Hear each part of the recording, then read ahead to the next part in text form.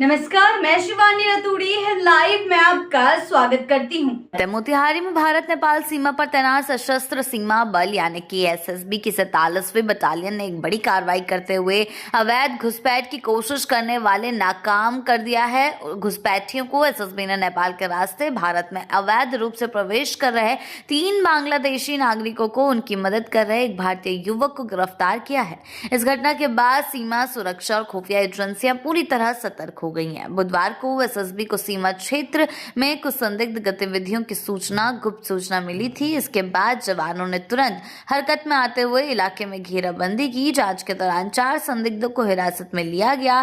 पूछताछ और तलाशी में सामने आया कि इनमें से 3 लोग बांग्लादेशी नागरिक हैं, जबकि चौथा व्यक्ति भारतीय है जो उन्हें सीमा पार कराने में मदद कर रहा था। जांच में यह भी सामने आया कि गिरफ्तार किए गए बांग्लादेशी नागरिकों के पास पासपोर्ट तो मौजूद था, लेकिन भारत आने के लिए कोई वैध वीजा नहीं था। आरोप है कि ये लोग नेपाल के रास्ते अवैध रूप से भारतीय सीमा में घुसपैठ करने की कोशिश कर रहे थे। वहीं उनके साथ मौजूद भारतीय युवक के पास से आधार कार्ड बरामद किया गया, जिससे उसकी पहचान पक्की हो सकी। एसएसबी द्वारा पकड़े गए बांग्लादेशी नागरिकों की पहचान एमडी ऑलियुर रहमान पिता बिलाल हुसैन, एमडी सोफास पिता अब्दुल मुनाफ, एमडी फिरोज पिता मोहम्मद मुजम्मिल के रूप में हुई। इन तीनों की मदद कर रहा था भारतीय युवक मोहम्मद सरफराज अंसारी पिता एजाज अंसारी बताया जा रहा है, जो बिहार के पश्चिम चंपारण जिले के चनपटिया थाना क्षेत्र का निवासी है। शुरुआती जांच में सामने आया कि सरफराज ही इन लोगों को सीमा पार कराने और आगे ठिकाना दिलाने में मुख्य भूमिका निभा रहा था।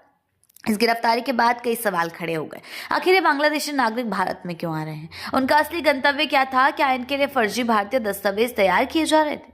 इन सभी बिंदुओं पर खुफिया एजेंसी और स्थानीय पुलिस संयुक्त रूप से जांच कर रही है। फिलहाल सुरक्षा कारणों से ज्यादा जानकारी सार्वजनिक नहीं करी गई है। 47वीं बटालियन एसएसबी के कमांडेंट संजय पांडे ने फोन पर बताया है कि इन सभी को मैत्री पुल पर रोजाना की जांच के दौरान संदेह के आधार पर रोका गया था। पूछताछ में संदेह गहराने पर टीम ने सभी को हिरासत में ले लिया। उन्होंने बताया कि आगे की कानूनी कार्रवाई के लिए इन्हें संबंधित हरैया थाना को सौंपने की तैयारी की जा रही है। घटना के बाद भारत नेपाल सीमा, खासकर रक्सौल सीमा क्षेत्र में सुरक्षा और कड़ी कर दी गई है। एसएसबी और अन्य एजेंसियां ये सुनिश्चित करने में जुटी है कि भविष्य में इस तरीके की अवैध घुसपैठ की कोई कोशिश सफल ना हो सके। हालांकि आगे क्या होता है, क्योंकि बांग्लादेश में जिस तरीके से हिंदुओं के साथ अत्याचार हो रहा है, उसके खिलाफ अब पूरे देश भर में बगावती सुर जो है वो उठने लगे हैं।